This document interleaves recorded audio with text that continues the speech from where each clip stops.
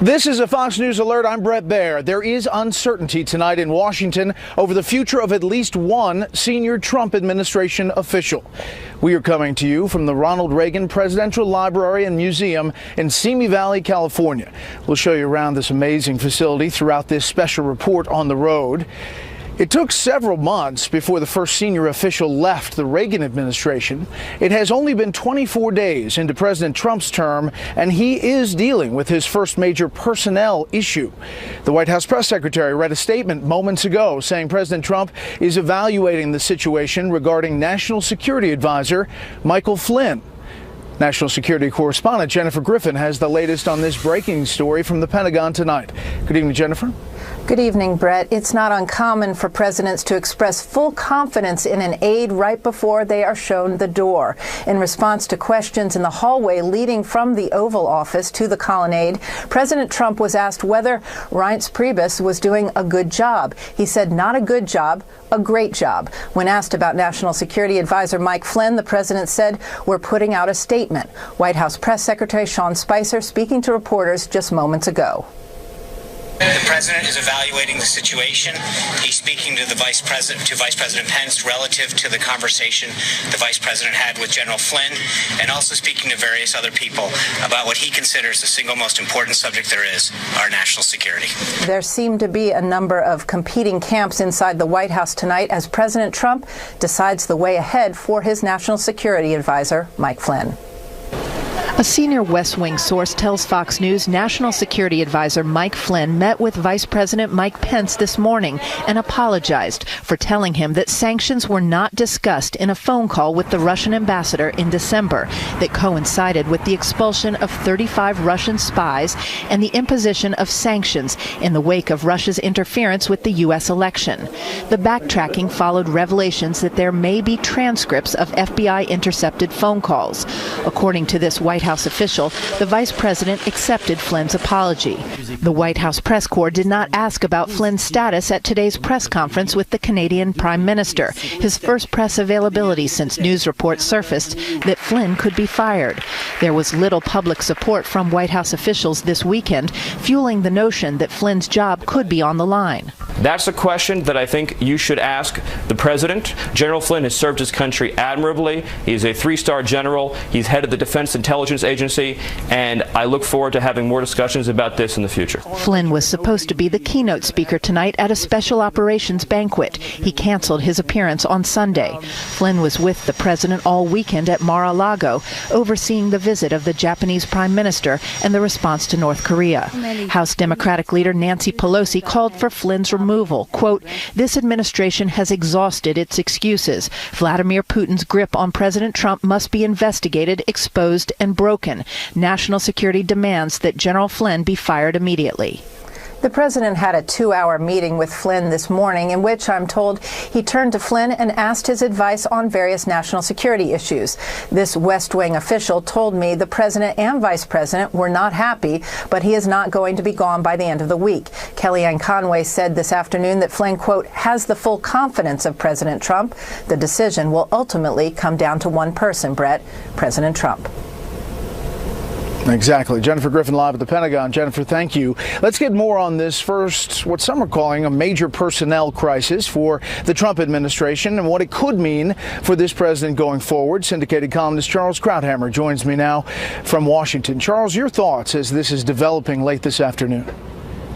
Well, what strikes me is how bizarre the whole story is. This is a cover-up without a crime. The idea that one should be all aghast because the incoming national security advisor spoke with the Russian ambassador and spoke about sanctions seems to me to be perfectly reasonable. The idea that it was illegal is preposterous. When I hear Nancy Pelosi get all upset about this and how in the grip of the Russians this shows us to be, this is an absurdity. But then you ask yourself, well, then why did he lie about it, even internally in talking to the vice president? And that shows a tremendous lapse of judgment and a sort of a lack of trustworthiness. So the president is faced with a very difficult problem. If he fires him, then it puts in question the president's own judgment, choosing him in the first place, having to fire him within 3 weeks. On the other hand, this is a guy who has been advising him, stuck with him, has appeared to have done the right thing in talking with the Russian ambassador, and done a crazy thing in lying about it to Pence. And he's got to decide how it's going to look. Either way, he's going to be hurt. But if he is going to get rid of him, he'd better have somebody of stature waiting in the wings. You know, there are all kinds of stories, all kinds of sources, anonymous, of course, telling all kinds of people that he's toast by the end of the week. There are people saying that General Petraeus is being considered to take the national security advisor. None of this confirmed, of course, Charles. And the person who has to make the decision about this close confidant is President Trump. And I think that's the reason that his fate of Flynn is hanging in the balance. I'm not sure that Trump knows his own mind even now. I'm sure that the silence over the weekend was a result of the fact, I don't think that was a great strategic decision, keep people hanging and all this. I think he simply didn't know which way to go because he loses either way. One way it makes him look bad choice. The other way, he leaves Pence hanging and disrespected if he sticks with Flynn. So he knows it's a tough choice. He knows he's going to lose one way or the other. And I think the reason we're waiting for a decision is that it is entirely up to the president. And I'm not sure the president himself has decided. Yeah, one last thing quickly. You know, we're here at the Reagan Library, and there's this picture of you with President Reagan. And I just want to put it up there because we happen to be here. He obviously had some personnel decisions to make in his time as well. Yeah, it looks like I must have had something interesting to say, and boy, do I look young back then. What a tragedy to see what's happened in 30 years. Well, Charles, thank you as always. An interesting day of news. President Trump has apparently chosen a course of action following his court setback on his immigration travel ban. It came on a day when the president was able to deal with one border situation that is relatively calm. Chief White House correspondent John Roberts has the specifics. Good evening, John.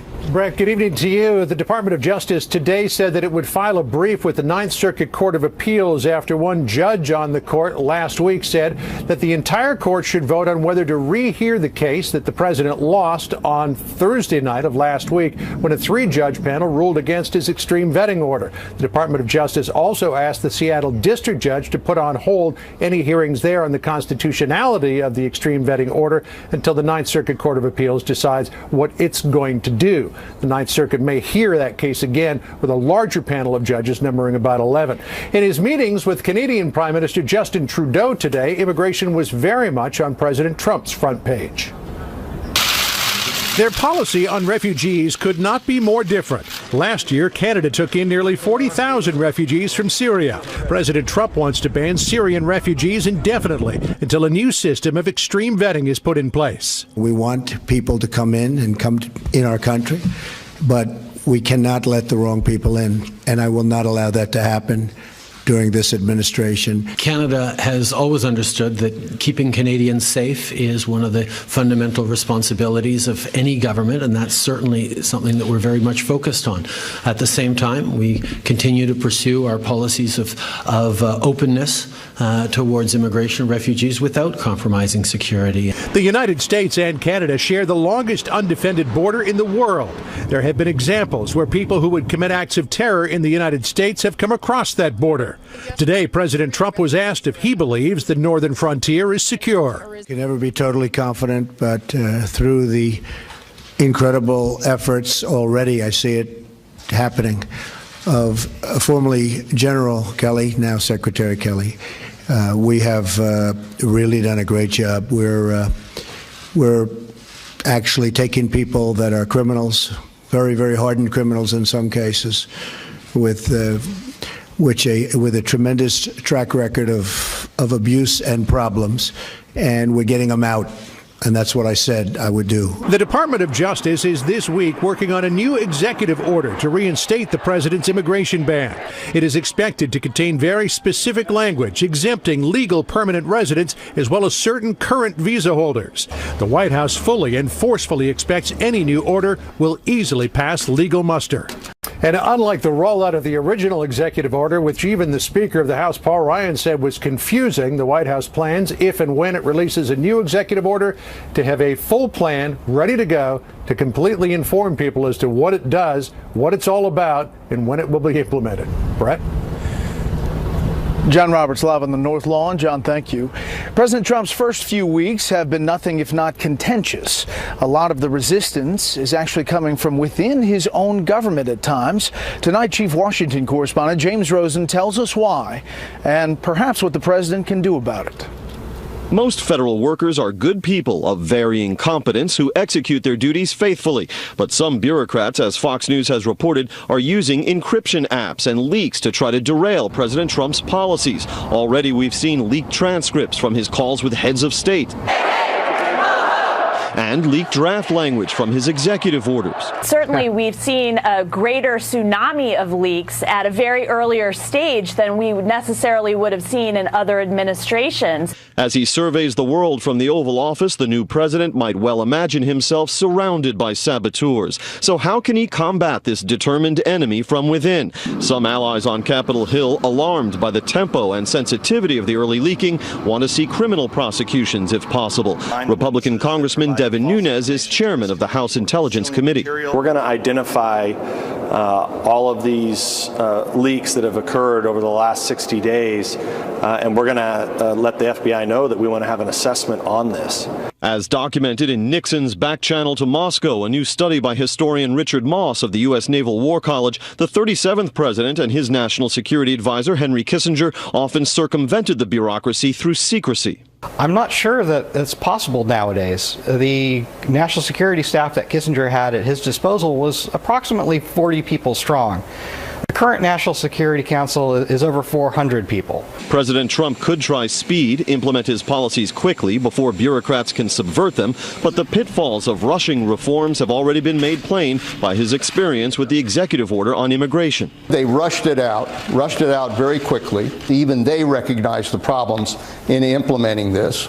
And it created more trouble than dealing with the problem that he was facing. False flag operations offer another option. WikiLeaks revealed that when Hillary Clinton's campaign manager suspected internal leaks, he asked that a false rumor be planted among the staff about when Clinton would announce her candidacy to see if it would leak, and the leaker could be identified, a tactic that President-elect Trump seemed already aware of. I said, I won't tell anybody. I'm going to have a meeting, and I won't tell anybody about my meeting with intelligence. Nobody knew, not even Rona, my executive assistant for years.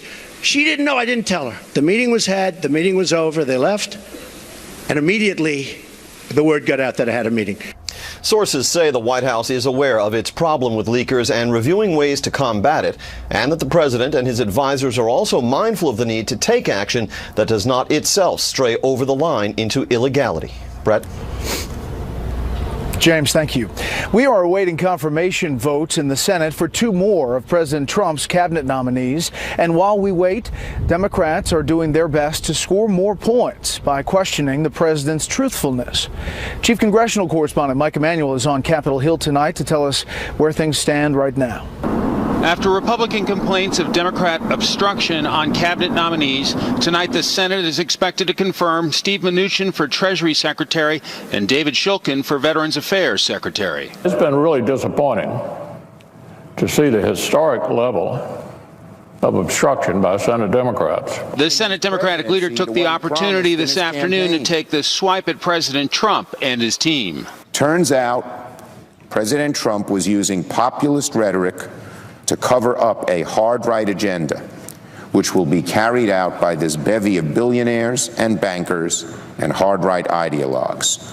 Broken promise after broken promise. Democratic resistance took on a new form yesterday with Minnesota Senator Al Franken floating that some of his Republican colleagues have concerns about President Trump's mental health. In the way that we all have this suspicion that that he lies a lot. He says things that aren't true. Then there was an unusual outburst from Republican Senate Judiciary Chairman Chuck Grassley Sunday on Twitter. For example, Whoever monitors Twitter at White House, tell President Trump to ask Putin, what do you have against election opponents? Because they are killed, imprisoned, poisoned. Grassley explained his thinking on Fox today. Shouldn't we, in our conversations with Putin, just kind of say, what do you have against some opposition? What do you have against elections? President Trump nominated... Easy, please, come on. Come on, we're better than this. Listen. After the 2016 election, some lawmakers are getting an earful from activists and constituents at town hall meetings. I tried to explain to them there were many Americans who were just as upset that Barack Obama was elected president, but they didn't riot in the streets.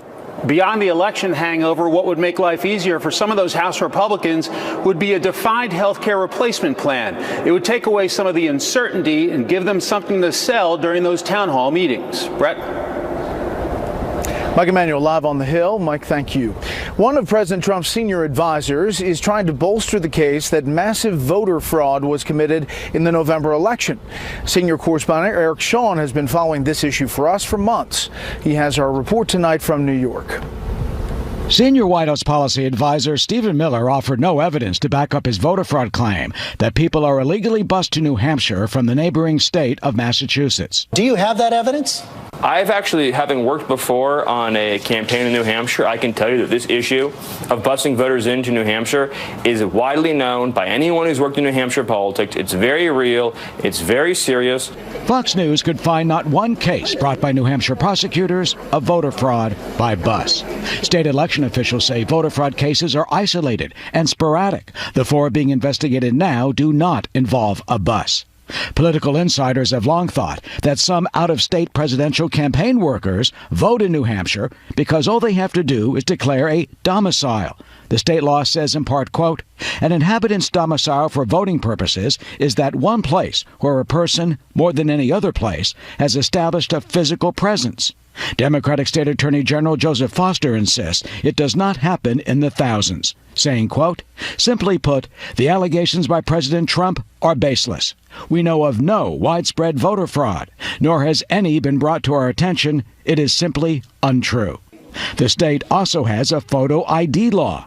If voters do not have a photo ID, election officials take their picture with a Polaroid camera. The voters fill out an affidavit, and the information is followed up to verify the voters' identities. There is, though, one case of a man who drove from Carver, Massachusetts to Manchester, New Hampshire to vote illegally. But he drove his own car, no bus involved. Lawrence Schneider pled guilty to illegally voting in the 2008 and 2012 presidential elections. A former New Hampshire State Republican chairman, Fergus Cullen, is offering $1,000 to anyone who can prove a Massachusetts resident took a bus to his state to vote illegally. Mr. Cullen says no one has so far called to collect and calls Stephen Miller's claim, quote, ridiculous and complete garbage. Brett? Eric Shawn in New York. Eric, thank you. This is another Fox News alert. President Trump is taking action against Venezuela's vice president tonight.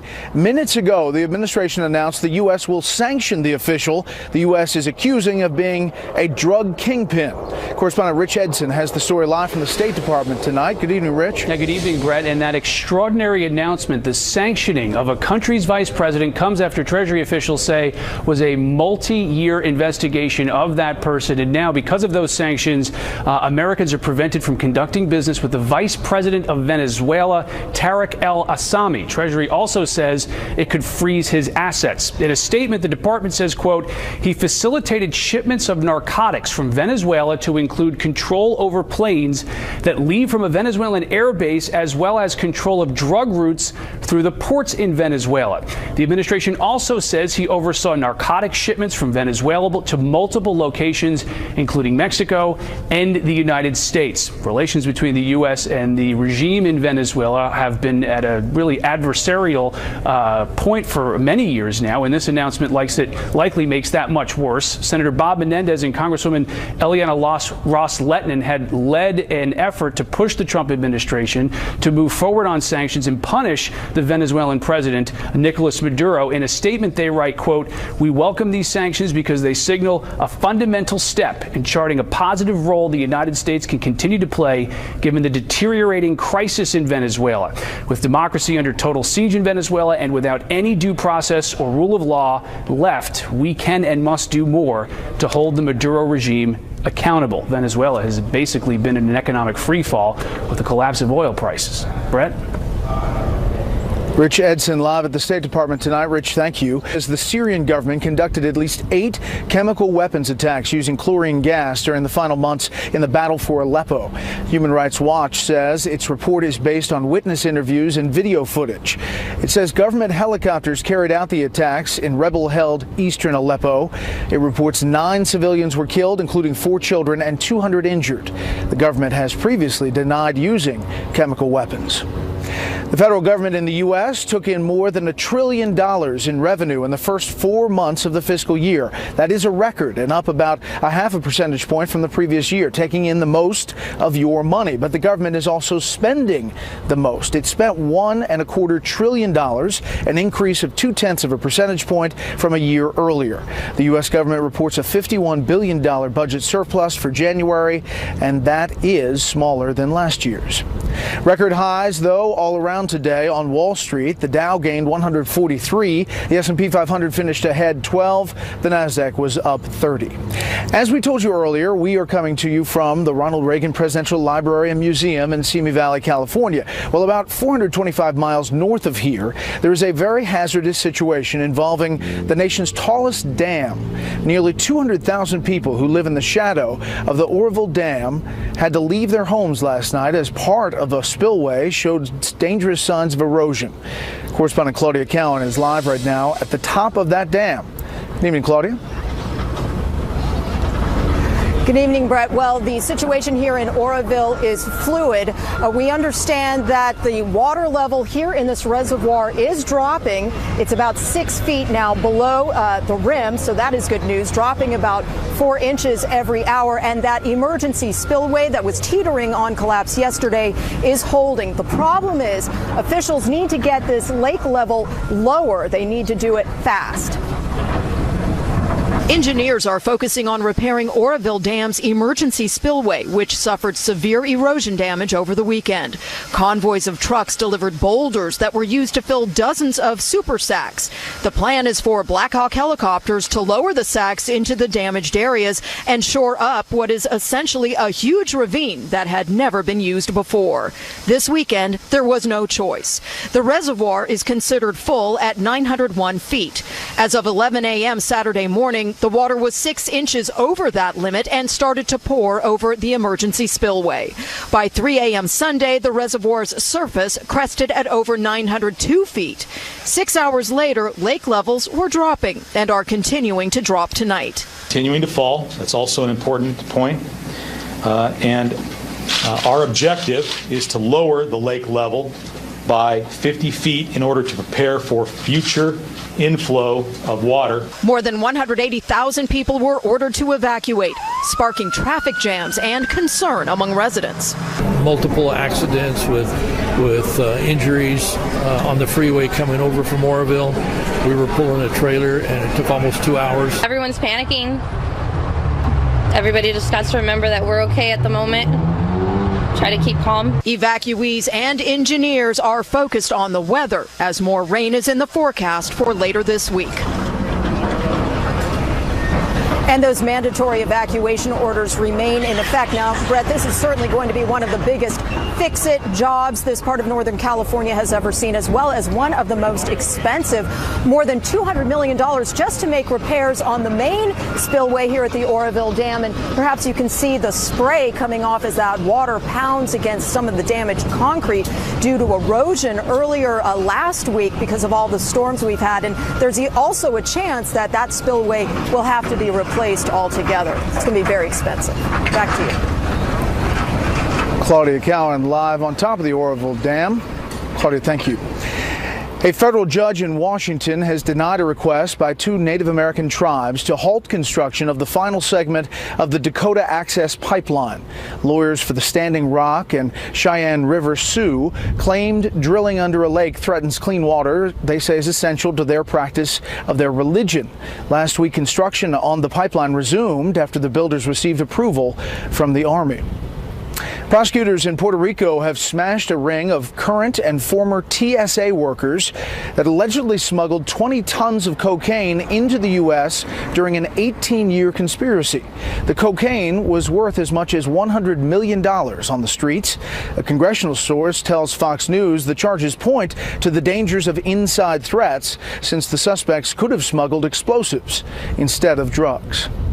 The next step in the immigration dispute between the courts and President Trump, and what to do about the National Security Advisor. We will talk about all the latest with the panel. And as we go to break, a look at a rather large and important plane on the ground here at the library site. Obviously, the biggest exhibit here at the Reagan Presidential Library is this, Air Force One, the 707 President Reagan used. It was actually used by 7 presidents. He traveled to 26 countries in this very plane, and you can pretend that you are President and Mrs. Reagan getting aboard this plane, get your picture taken, and then you walk on board. And you can see President Reagan's stateroom with the legal pad and the writings he did there. It's a small plane, this 707, nothing like the 747 that they have now. As you walk down the aisle, you can see the meeting room with all of the technology, including the VHS machine. Special report continues after this.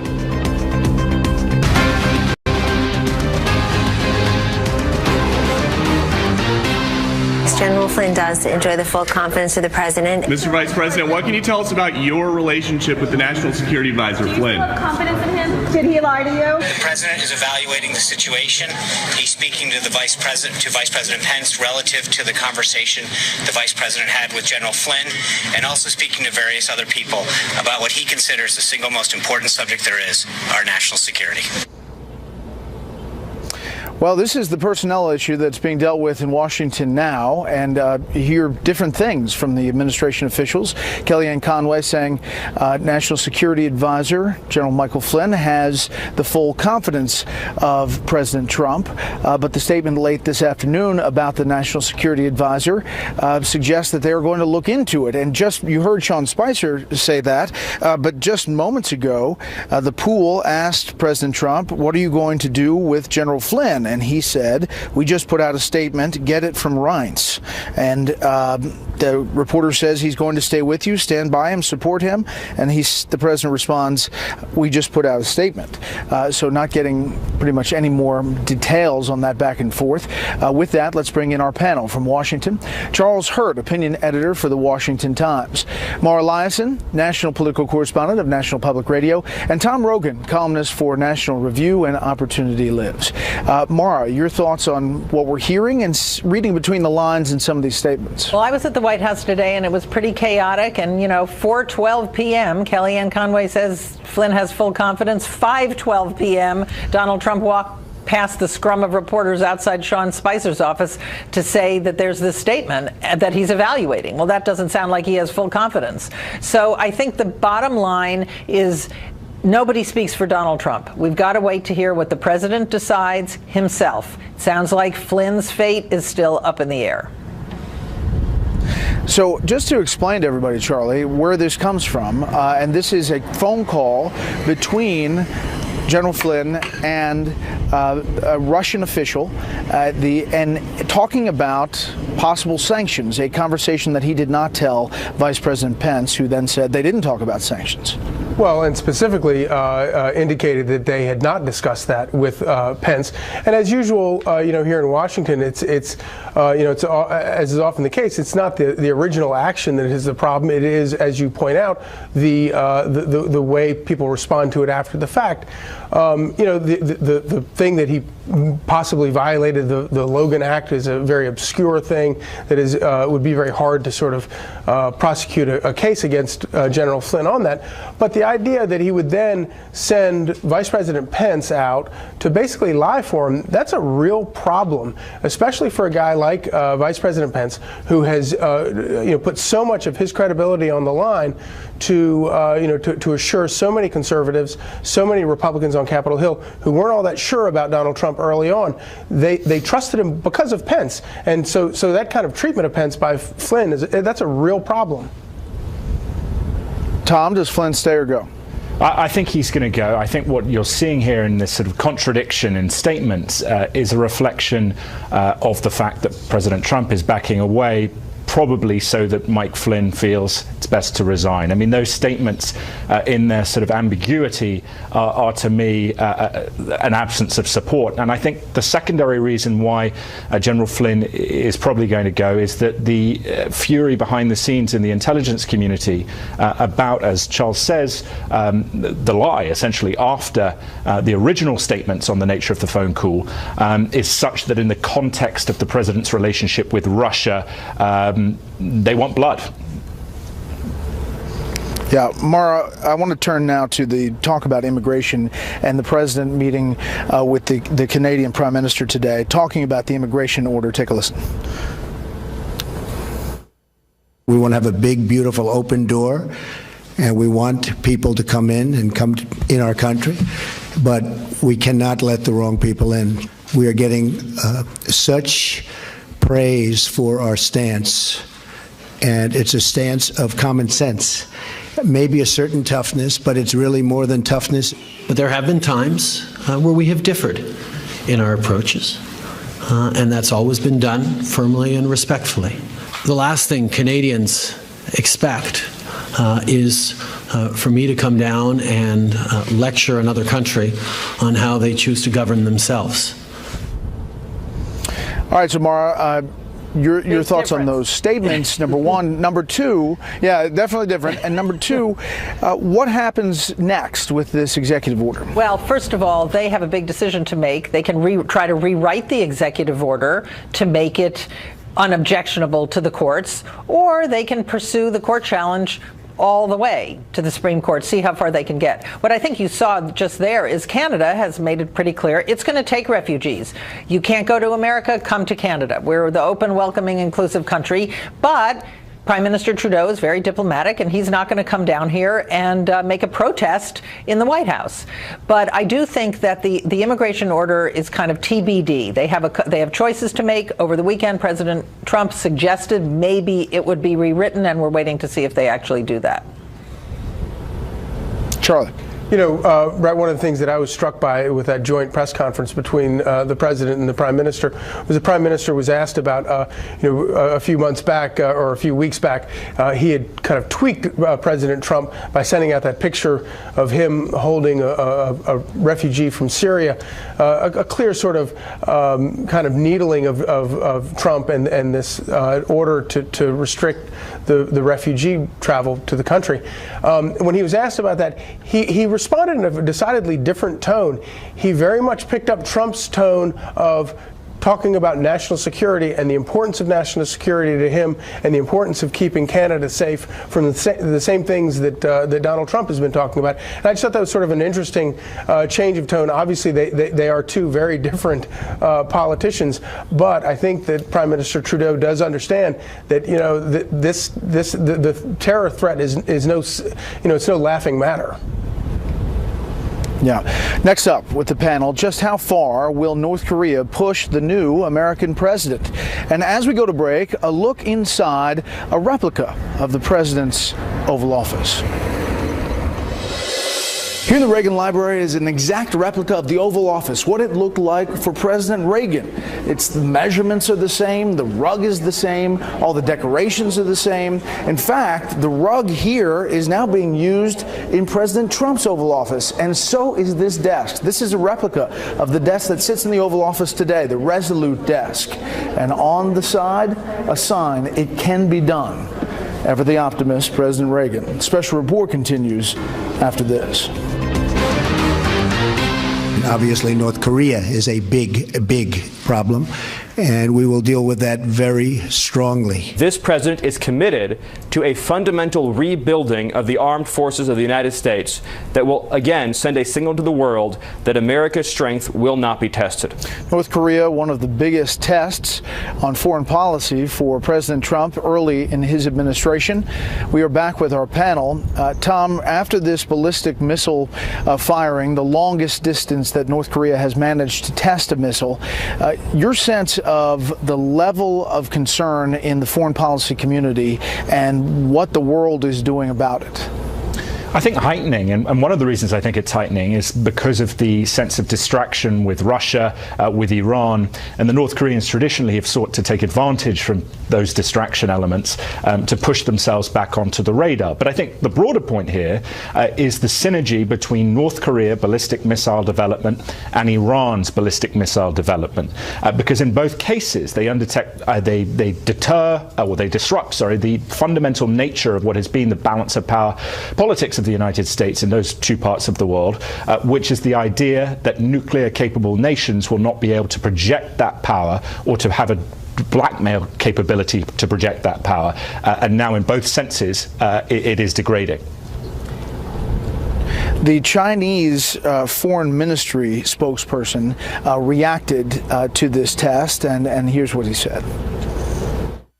The Chinese side opposes the launch by the DPRK, which violates the Security Council resolution. Given the current situation, all relevant sides should refrain from doing anything that could provoke each other and escalate tensions on the peninsula, and keep restrained and jointly maintain peace and stability in the region.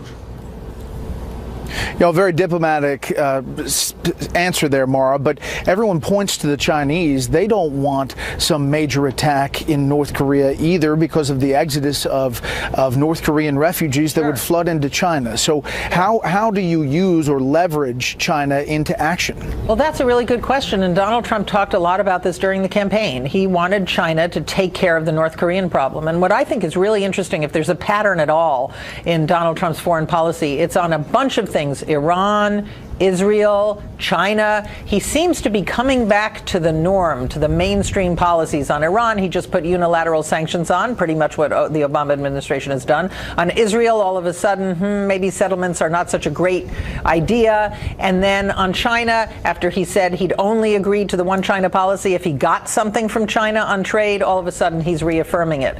So it sounds like he's understanding it's a little more difficult than just demanding that China take care of the North Korean problem, you know, ASAP.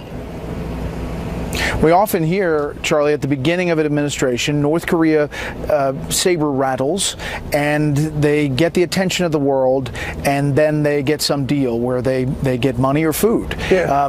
It seems like this is different, though. Yeah, well, one big difference is that we've had 8 years of a president who's very much sort of given away the store in terms of foreign policy in dealing with places like Iran. And so it stands to reason that North Korea would want to try to do something like this at a time like this, not only because they've been getting away with a lot of stuff, but also because they do want to test Donald Trump in the infancy of his presidency. And it's probably a good reason that we should be thankful that General Jim Mattis is somebody at the Pentagon who is a very strategic thinker. He's a very long-term thinker.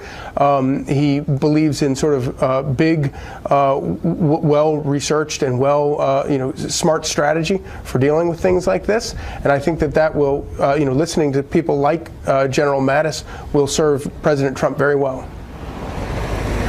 You have the new United Nations Ambassador Nikki Haley, former governor of South Carolina, saying, "We call on all members of the Security Council to use every available resource to make it clear to the North Korean regime and its enablers that these launches are unacceptable. It is time to hold North Korea accountable, not with our words, but with our actions." Tom, is there any hope that there will be action by the UN that somehow persuades North Korea to act differently? No, I don't think so. I mean, my opinion is that the UN is a bit of a joke, really, when it comes to this kind of thing. But the US does have capabilities to bring to bear. I think one example here might be with Prime Minister Abe visiting over the weekend, the potential of Aegis cruisers on the part of the US Navy and the Japanese Defense Forces, but which are designed to intercept ballistic missiles. There could be the potential for a near-term deployment. I suspect General Mattis will suggest that, has suggested that to the president. And the secondary point, very quickly, I think, is that the North Korean, the advantage you have with the North Koreans, which to some degree you don't have, for example, with ISIS, is that the North Korean regime is not vested in theology, or the theology of self it is, but they can be deterred through the potential of their own annihilation, and they perceive that threat from the United States. And Mara, just finally, going back to our first story, when you have this uncertainty, at least, about the future of the National Security Advisor, the foreign policy hotspots don't stop. They keep coming. And that trust in that person, that National Security Advisor, is pretty key, especially at this early time. I think it's really key. And also, as we know, foreign policy and national security is something that the president has almost all to himself. So he's in charge of this. Congress is not going to rescue him or take over his duties. So it is really important that you have a kind of stable National Security Council structure and you have a National Security Advisor who's not under a cloud. All right, Tom, I know where you are. Mara, does Flynn stay or go? Boy, right now, looks like he's going to have a tough time staying. Charlie? Looking at the trajectory of just today, it looks like it's going to be pretty tough sledding for him to stay. But the guy who makes the decision hasn't decided yet. Panel, thank you from Washington. Some final thoughts from the Reagan Library and Museum after a quick break.